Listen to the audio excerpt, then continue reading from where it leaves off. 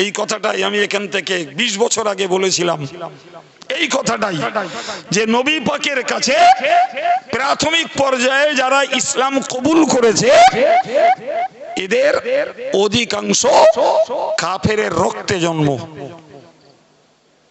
বিনিময়ে আমার বলা হলো এরা সাহাবীদের কাফের বলেছে, এরাও কাফের।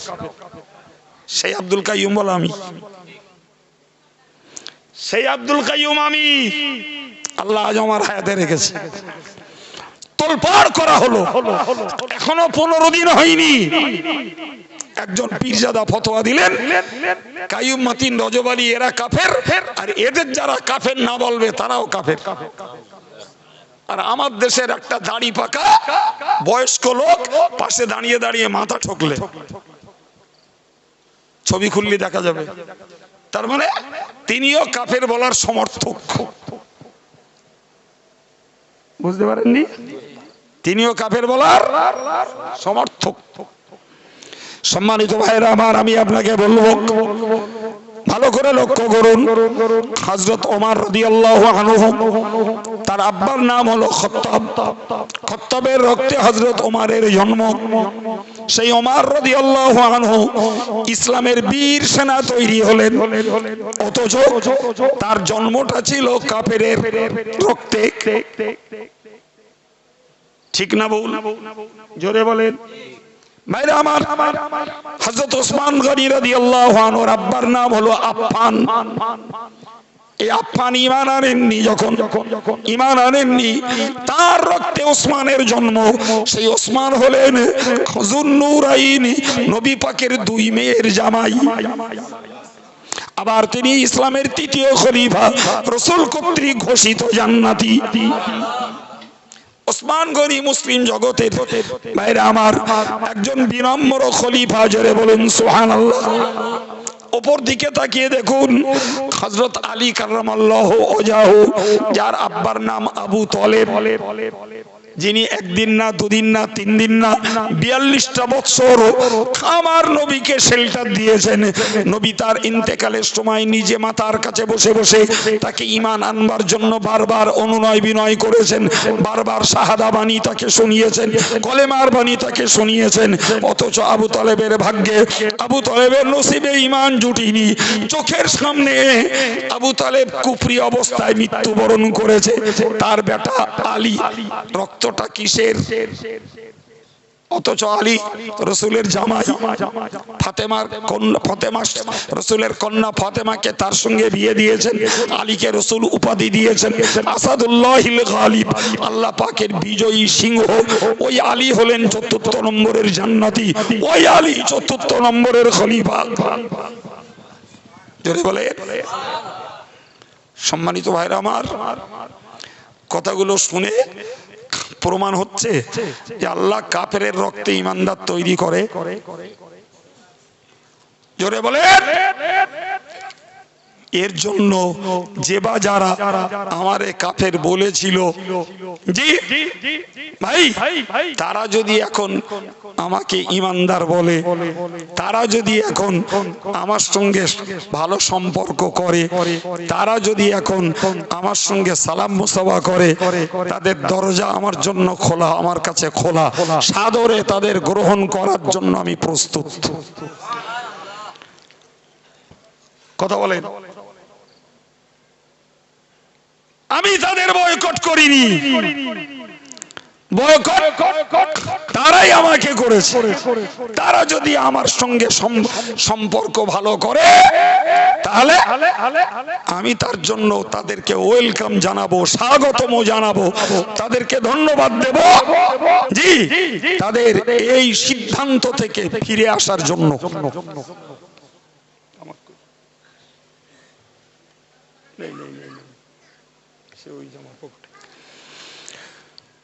ভুল বলছি বাপ? এই কথা বলেন, আমার কথা ভুল হচ্ছে? জি প্রিয় ভাইরা আমার, তাহলে এই ক্ষমতা কার? কার ক্ষমতা? আল্লাহ। এই কোটের পকেটে আছে। কার ক্ষমতা বাপ? মেনে নিচ্ছেন নাকি শুধু আমার কথায় সায় দিচ্ছেন? আমার কথার যুক্তি আছে না নাই? হ্যাঁ প্রিয় ভাইরা আমার, তাহলে মনে রাখতে হবে আমাদেরকে আল্লাহ, আমরা বলে থাকি বলো কি না করতে পারে, আল্লাহ কি না করতে পারে। জি ভাই, আমি কখনো কাউকে কাফের ফতোয়া দিতে যাইনি, আমি কাউকে জাহান্নামী বলতে যাইনি, আমি কাউকে ভণ্ড বলতে যাইনি, আমি কাউকে জি জন্ম নিয়ে টানাটানি করতে যাইনি বাপ। তবে যারা যারা ইসলাম বিরোধী মন্তব্য ছুড়েছে, আমি দলিলের ভিত্তিতে তাদের এই ভ্রান্ত মন্তব্যের প্রতিবাদ করেছি। আজও সে জায়গায় দাঁড়িয়ে আছে, আমার জায়গা থেকে আমি 1 ইঞ্চি নড়ে যাইনি। কেউ আমাকে বলবে এই পীর বিরোধী, আমি বলবো তোমার জবাব তোমায় দিতে হবে। পীর বিরোধী কাকে বলে তুমি জানো না।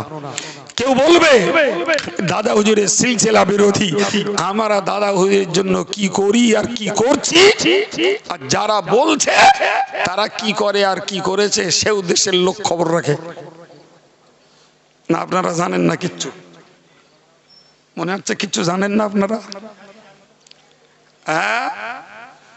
প্রিয় ভাইরা আমার, মনে রেখে দিন, আমার আল্লাহ কোরআন শরীফের যা জানিয়েছেন মুফাসসিররা তার ইতিহাসের আলোকে তার জ্বলন্ত প্রমাণ দিয়ে বলেছেন। ও দুনিয়াবাসী, তোমরা মনে রাখো, আল্লাহ মরা বস্তু থেকে জ্যান্ত বার করে, জ্যান্ত বস্তু থেকে মরা বার করে। আল্লাহ ইমানদারের ঔরসে কাফের বার করে, আর কাফেরের ঔরসে আল্লাহ ইমানদার বার করে। ইতিহাসের আলোকে দেখছি মুফাসসিরদের এ কথা ওভার 100% সত্য। ঠিক না ভুল বাবা? ঠিক। ওই আল্লাহ বলেছেন ও বিশ্ববাসী, তোমরা মনে রাখো, ওই আল্লাহর কুদরতের খেলা। মরা মাটিকে ওই আল্লাহ জ্যান্ত করে। মাটির মরণ মানে শুকিয়ে যাওয়া। কি বলেছি বলে? মাটির মরণ মানে কি? আর মাটির জীবন্ত হওয়া মানে পানিতে ভেজার পরে উর্বর শক্তিতে তাতে ঘাস পাতা চারা জন্মানো। জন্মায় না? জন্মায় না? একদম একদম। যে মাটি খটখটে, ওতে দানা বললি নিষ্ফল, পাখিতে খেয়ে নেবে। মানুষ, চাষিরা অপেক্ষা করে, চাষিদের ভাষায় বলে জো হলি তাই দানা বুনবো। কি বলছি, ভুল বললাম মনে হচ্ছে? তাহলে চাষিরা জো হওয়ার জন্য অপেক্ষা করে। জো হয় কখন? মাটিতে যখন টাটকা পানি পড়ে, তখন কাদা হয়ে যায়, কোথাও কোথাও পানি ছলছাল বেঁধে থাকে। মানুষ অপেক্ষা করে এই পানি টেনে নেবে, ধুলোগুলো, কাদাটা ধুলোর মতন হবে, বলবে মাটি জো হয়ে গেছে, পাট বনো, ধান বনো, বীজ বনো, সরিষা বনো, চাই বনো, এবারে অঙ্কুরিত হবে, চারা হবে। কিচ্ছু বুনবেন না, আচাষ ফেলে রাখুন। জি, প্রকৃতির নিয়মে ওতেই ঘাস তৈরি হবে, ও দানা বুনতে হবে না। ঠিক বলছি না ভুল বলছি? খোদার খেলা। বললে বান্দা, আমি আল্লাহ মরা মাটি থেকে, মরা মাটিকে জীবন্ত করি, নিষ্ফল এই নিষ্ফল গাছে ফল দিই, আর নিষ্প্রাণ মাটিতে জীবন দিয়ে তাতেই চারা ফলাই। বান্দা তোরা এবার মনে রাখ, পালা তোদের এবার। ও ইমানদার বান্দা, তোমরা মনে রাখো, আমি আল্লাহ তোমাদেরকে জানিয়ে দিলাম, ঠিক ওইরূপ ভাবে মরা মাটিকে জ্যান্ত করে যেমন চারা ফলাই, তোরা মরে মাটি হবি।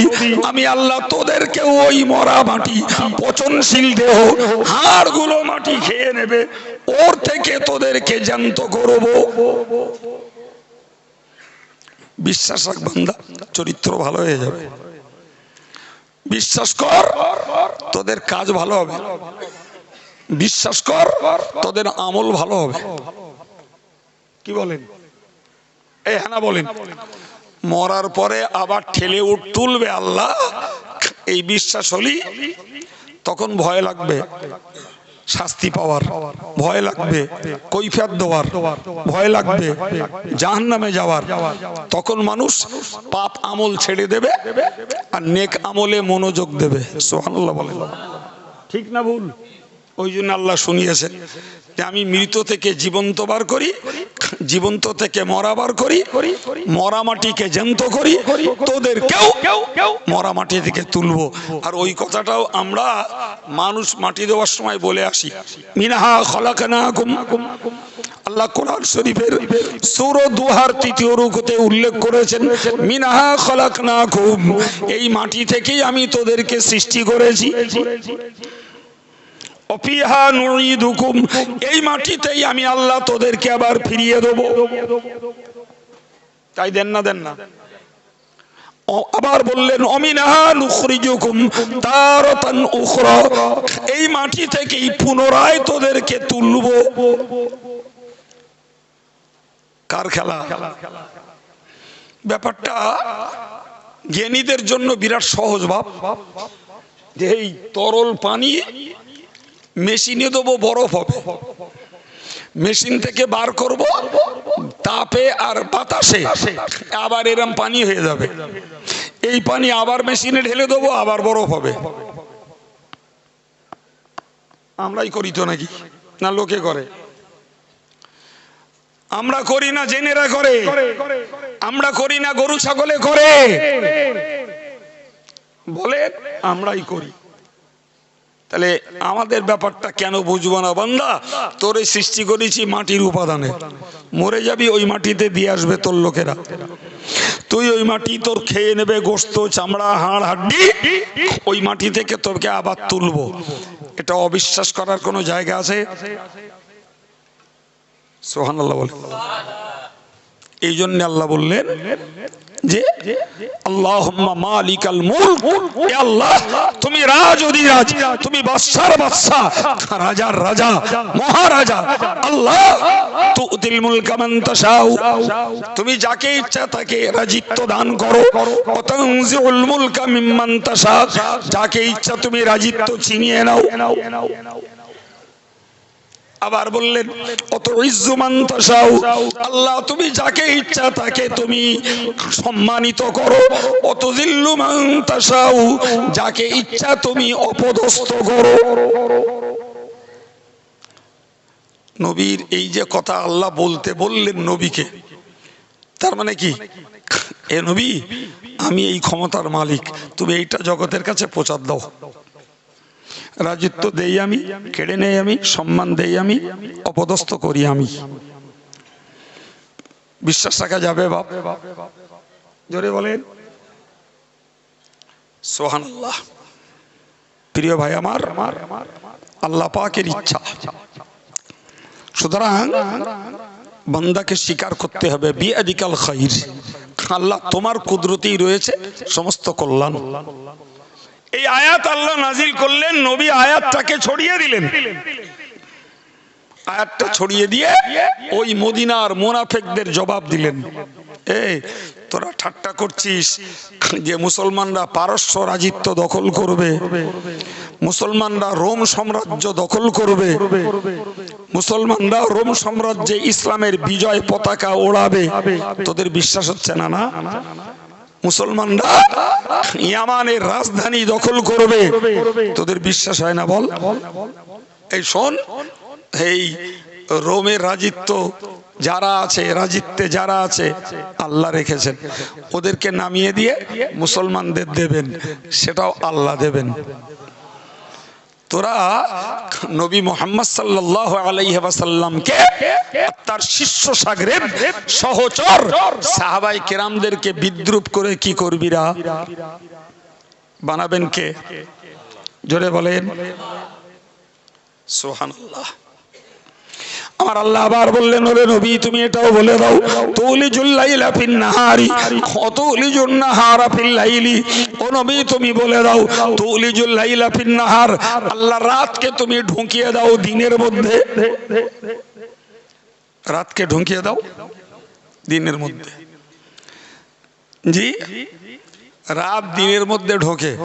গরমকালে রাত ছোট, দিন বড়। ভুল বললুম? হ্যাঁ, তাহলে রাতের অংশ গেছে কোথায়?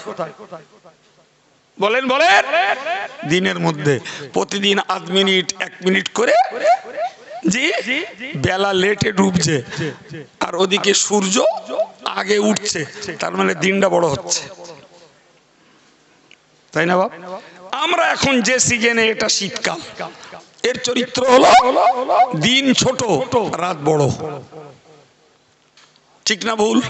তাহলে এখন দিনের সময় ঢুকছে কোথায়?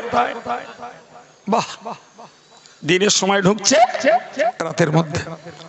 ফলে 1 মিনিট 1 মিনিট করে বাড়তে বাড়তে দেখুন এখন 5টার আগে সন্ধে হচ্ছে, অথচ জ্যৈষ্ঠ মাসে ইফতার করতে হয় 6:30টায়। 1.5 ঘন্টার ফাঁক, 1.5 ঘন্টারও বেশি, ঠিক না ভুল? প্রিয় ভাইয়ের আমার, আমার আল্লাহ বললেন অতুলিজুল লাইলা ফিন নাহারি অতুলিজুন নাহারা ফিল লাইল, আমি আল্লাহ দিনকে ঢুকিয়ে দিই রাতের মধ্যে, রাতকে ঢুকিয়ে দিই দিনের মধ্যে। অন্য আয়াত পাকে আল্লাহ বলেছেন ইন্না ফি খালকিস সামাওয়াতি ওয়াল আরদি ওয়াখতিলাফিল লাইলি ওয়ান নাহারি লাআয়াতিল লিউলিল আলবাব। মহান আল্লাহ কোরআন পাকে বলেন নিশ্চিত আসমান সৃষ্টির ভিতরে, জমিন সৃষ্টির ভিতরে, আর রাত আর দিনের ছোট বড় হওয়ার মধ্যে নিদর্শন রয়েছে, আল্লাহর ক্ষমতার আলামত রয়েছে। ওরাই বোঝে যারা জ্ঞানী মানুষ। সুবহানাল্লাহ বলেন। অজ্ঞ যারা, মূর্খ যারা, তারা না বুঝতে পারে। বোঝে কারা? জ্ঞানী মানুষরা বোঝে এই নিদর্শন কাল আল্লাহর নিদর্শন, আল্লাহর খেলা। বাপ, আমাদের কারোর কিছু করার নেই, আমাদের দরকার জ্ঞান নেওয়া আর ধৈর্যের পরিচয় দিয়ে নিজের কাজ করে যাওয়া। কি করা? ধৈর্যের পরিচয় দিয়ে নিজের কাজ করে যাওয়া, ধৈর্যের পুরস্কার। সম্মানিত ভাইরা আমার, মনে রেখে দিন, আমার আল্লাহ আরো বললেন অতারযুকু মান তাশাউ বিগাইরি হিসাব। ওরে বান্দা, মনে রাখো তুমি কারুর খেটে খুঁটে খাওয়া হয় না। খেটে খুঁটে কারুর, আবার কেউ খাটে কম, খাতি পায় অনেক। কেউ খাতি চায় না, লোকে তারে ঘুষ দিয়েছে, আর কেউ খেতে চাচ্ছে, লোকে তারে ডেকেও দেয় না, চেয়েও পায় না। এই ঠিক কিনা বলে? এই খেলা কার? এই জন্য আল্লাহ বলেছেন, নবীকে দিয়ে বলালেন অতারযুকু মান তাশাউ বিগাইরি হিসাব। আল্লাহ তুমি যাকে চাও তাকে বেহিসাব রুজি তুমি দান করো। জি, বেহিসাব রুজি তুমি তাকেই দান করো। যার আল্লাহ বাচ্চা দেয় না, সে তদবির করে, ডাক্তার করে, আবার কেউ নাউজুবিল্লাহ শিরক করে পীরের দরবারে মাথা ঠুকে ইট মেরেও বাচ্চা পায় না। আবার আল্লাহ যা দেয় জি, সে 2, 5, 7, 10টা সন্তানের মা হয়ে যায়। দেয় কে? আল্লাহ বলেছেন লিল্লাহি মুলকুস সামাওয়াতি ওয়াল আরদ, জমিন আর আসমানের মালিকানা সত্য হলো আমি আল্লাহর।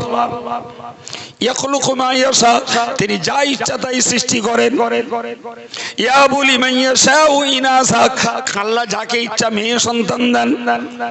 ওয়া ইয়াবু লিমান ইয়াশাউ যুকুরা, যাকে ইচ্ছা আল্লাহ পুত্র সন্তান দেন। আল্লাহ যাকে ইচ্ছা মেয়ে ছেলে 2 রকম সন্তান দেন। আবার আল্লাহ যাকে ইচ্ছা, আমার আল্লাহ বলেছেন ওয়াজআলু মান ইয়াশাউ আকিমা, আল্লাহ যাকে ইচ্ছা বাঁশ বানিয়ে দেন। না, আল্লাহ যদি কারোর বন্ধ বানায়, আল্লাহ যদি কাউকে নিঃসন্তান বানায়, বাপ, সে মাথা ঠুকলেও সন্তান মিলবে। জি ভাই, হাদিস পাকে এসছে জি, অনেক নিঃসন্তান মায়েরা আলহামদুলিল্লাহ আমলের বিনিময়ে আল্লাহর রহমতে তারা জান্নাতি হবে। জি, আর জান্নাতে যে তারা দাবি করবে যে আল্লাহ তোমার কাছে দাবি করছি, আমরা পৃথিবীতে সন্তান পাইনি, তুমি দাওনি আল্লাহ, আমার সন্তান পালনের একটা বিরাট ইচ্ছা। আল্লাহ পাক কোরআন পাকে বলেছেন জি মা তাস্তাহিহিল আনফুস ওয়া তালাজ্জুল আয়ুন, যে যা চাইবে জান্নাতে তাই পাবে, আর যা দেখতে চাইবে আল্লাহ সেই প্রদর্শনী তাকে দেখাবেন। তো যে বন্দা মেয়েগুলো পৃথিবীতে বাচ্চা পায়নি, এরা আল্লাহর কাছে জান্নাতি যদি হতে পারে, জান্নাতে যেয়ে বলবে আল্লাহ তুমি আমায় সন্তান দাও, আমি সন্তান পালন করব। মুহূর্তের ভিতরে গর্ভবতী হবে, বিনা রক্তক্ষরণে বিনা নাপাকিতে বাচ্চা হবে। জান্নাতে সে বাচ্চা প্রতিপালন করে